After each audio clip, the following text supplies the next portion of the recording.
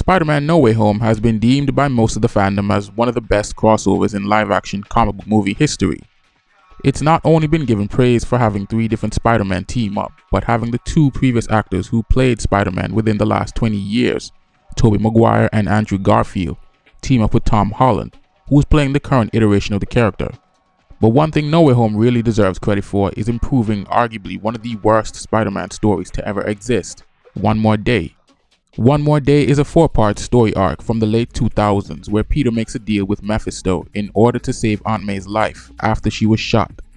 At the time, the story received mixed reviews and became quite controversial among the fandom for not only how it handled Peter's character, but also for ending his marriage with Mary Jane. For context, this was after the events of Civil War, and during that event, Peter revealed his identity to the public. Now, during that story, Peter was initially pro-registration, which was Iron Man's team, and he revealed his identity to the public on live television. But he eventually switched sides, which made him a fugitive, and he became a target. This led to an assassination attempt on Peter's life, but the bullet accidentally hit Aunt May, which is how she ended up almost dying. Now we all know Peter isn't rich, so naturally he'd have problems with the hospital bills. So he visited Tony Stark, and even he was reluctant to helping him because of the fallout during Civil War. But Tony eventually had a change of heart and sent Jarvis, who's his butler in the comics for those of you who don't know, pay the hospital bill.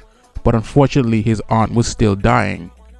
Now Peter would then turn to Doctor Strange for help, and given his expertise with magic, he astral projected Peter back in time to when Aunt May got shot. But the Nightwalkers intervened, which prevented Peter from warning his past self about the shooter, so that plan fell through. Running out of options, Peter would eventually encounter Mephisto, and he suggests a bargain to save Aunt May's life, and the bargain was for his and MJ's marriage, but he'd simultaneously offer MJ this deal as well. So if they took the bargain, Peter and MJ would no longer be married and not even know each other, but Aunt May would live. So Mephisto would give them both 24 hours to make their decision, which is why the story is called One More Day. Peter and MJ would have one more day together before taking Mephisto's deal to not only save Aunt May's life, but everyone would go back to not knowing that Peter Parker was Spider-Man. Now I'm going to summarize No Way Home so you guys can have context for the comparisons. After the events of Far From Home, Mysterio reveals to the world that Peter Parker was Spider-Man. This had some repercussions on his personal life, one being that his friends couldn't get into college. So he visits Doctor Strange to cast a spell to let everyone forget that they knew his identity in order to help his friends get into college.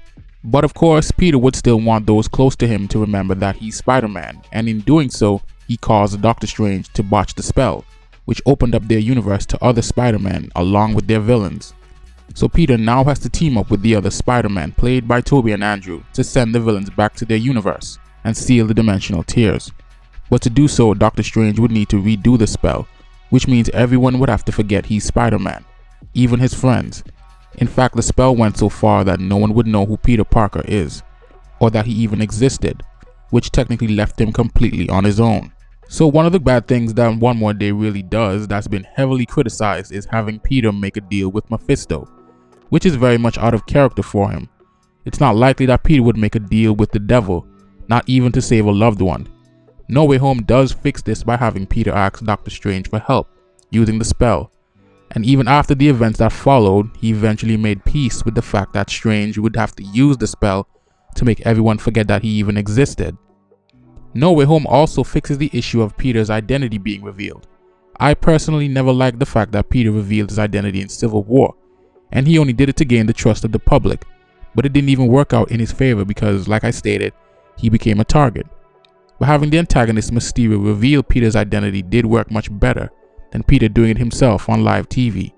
I will say though, they could have gone a little further with why Peter went to Doctor Strange for help.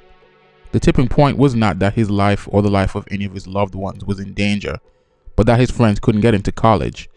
What's funny is, in the film, Doctor Strange does point out that Peter could have just went and talked to admissions, but it was convenient that he only did it after casting the spell. Are you telling me that you didn't even think to plead your case with them first before you asked me to brainwash the entire world?